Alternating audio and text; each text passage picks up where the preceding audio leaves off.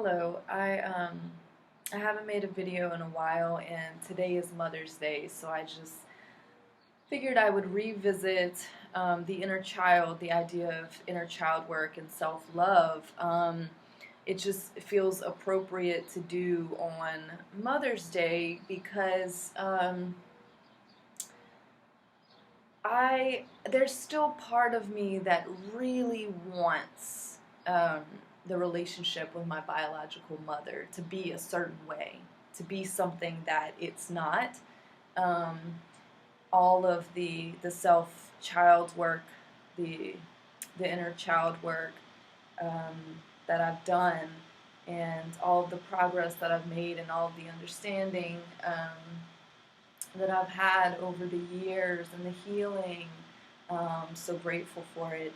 But there is still part of me that really wants this relationship with this person that I may never have. This intimacy, this understanding, this compassion. Um, um, and so today on Mother's Day, I just find it really appropriate to revisit the idea of inner child work. Um, and this idea came to me yesterday about replacing blaming with boundaries. Um, it's so easy to blame. It's so easy to play the victim card, especially when we have been hurt as children. It's so easy to blame um, all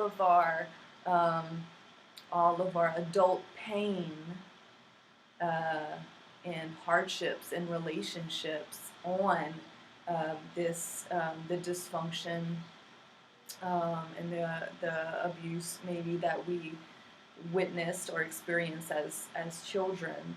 Um, what I'm noticing in replacing blame with boundaries is that the more real-time awareness I have when my mind starts to want to play victim, when my mind goes into blaming others, projecting others for the pain and discomfort that I feel, um, when I have that real-time awareness of that, I can easily say, okay, I'm blaming. I can recognize in real time, I'm blaming, I'm playing victim, and then I can um, make a choice. I have a choice. I can um, I can understand that under that blame there is hurt and pain, and there's a child inside of me that really needs space to feel their pain, to feel their feelings, to feel their anger, to be angry. Um, and so today I woke up and I really wanted to have this productive day. I wanted to do all these things on this Sunday, and then I realized, it's Mother's Day and I'm triggered, and my inner child needs something right now. She needs something. And um, I found myself in meditation, all this anger was coming up, and I just told her, you have all the space and all the time you need to feel angry. Um, you are allowed to feel angry, to feel sad. And so I just gave her space, and I called in all of the spiritual support, and we all, you know, everybody does their spiritual practices a little different. It all looks different, and we all use different language, so I'm not going to really go into exactly what that looks like for me, but I just called in all kinds of spiritual support, and just to be with her and to be with me in that moment, and just to, really be angry, be sad. Um, and then I also just asked for, as I released all this, to have the forgiveness and the compassion for everybody involved, because we all essentially are doing our best. And I used to hate to hear that. I used to hate to hear that when when I would talk about my childhood, sometimes people would say, you know, they did their best. Your mom did her best. Your dad, he did his best. And I used to hate to hear that. I used to be like, no, they didn't. They didn't. Um, but they did, you know, with the resources that they had, with the awareness that they had, with the consciousness that they had, with the amount of trust and faith and love in their hearts. They did the best with what they had. But what I'm learning is saying that is not cool with my inner child. She also needs to add on the fact that she was hurt. So my truth now is, yes, they did the best they could do, and I was hurt.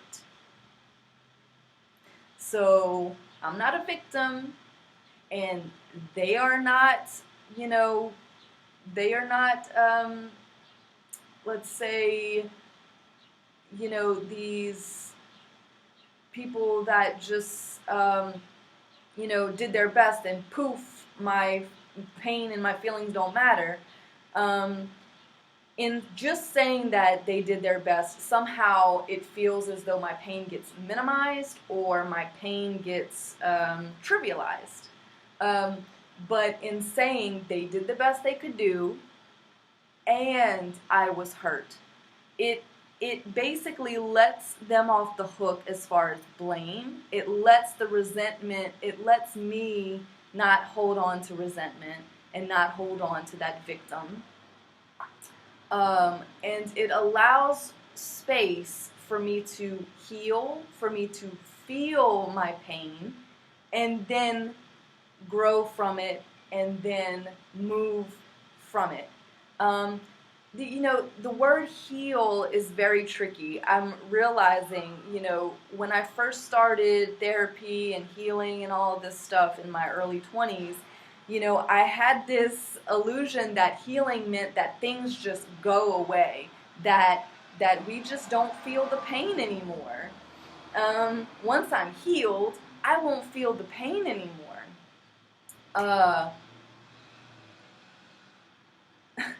And that's not true.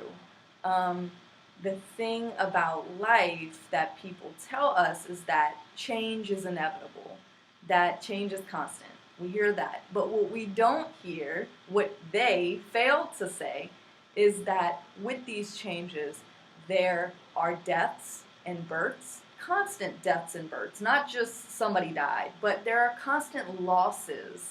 Because with change, it means that something no longer is, and this is now. Something no longer is, and then this is now. That's what change is. Change is a series of deaths and births, losses and gains. That's what change is. We don't talk about that part. I always need space to feel the pain. My child didn't get that space to feel her pain, so I have to give that space to her. I have to give that space to her, and I have to give that space to me as an adult in real time to grieve my losses, to feel the sadness and the pain that comes with this constant change. And we equate pain as bad, but pain is not bad.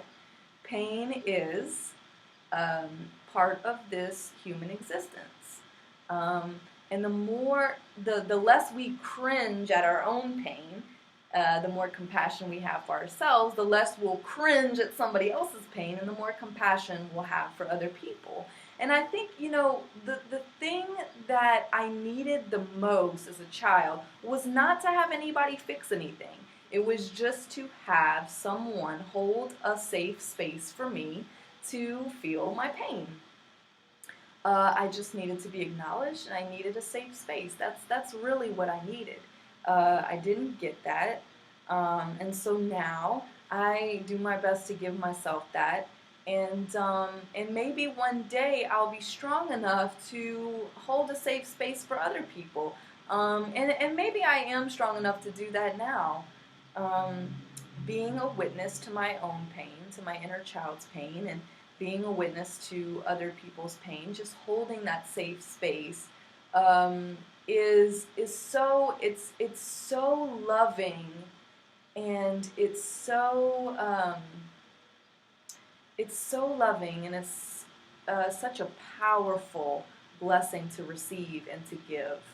Um, and so I wish everyone happy Mother's Day today. And I also want to add that, mother, the word mother is way beyond biological mother. The word mother, as far as women, we all, whether we physically have children or not, we are all mothers. We're all connected to the earth in this way that we can create this life. We all have wombs. We all have this creative force inside of us. And we can all draw from that divine feminine, uh, Mother Earth.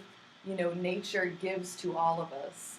Um, and Divine Mother, she gives to all of us. So the word mother, let's expand it a little bit so that we do have more space to receive what it is that we need, and not put this weight on our biological mother's shoulders to be everything we needed her to be, because she's just human. um, and um, and and there's a way for us all to be loved, whether or not we get that love from the person who we think should give it to us or should have given it to us. There's always an abundance of love and nourishment that we can get if we open our hearts and just make some space for all that is, and um, um, instead of what should have been. Take those shoulds out of our vocabulary and just start to change our language to, you know, um, like I said before, and, they did the best they could, and I was hurt. Change, take out the buts, put in some ands, take out the shoulds, put in the I don't even want to say coulds. Um, Take out the shoulds and put is and am. I am. It is. We are. Um, you know, um, and all is well, no matter what happens. All is well. Thank you for watching.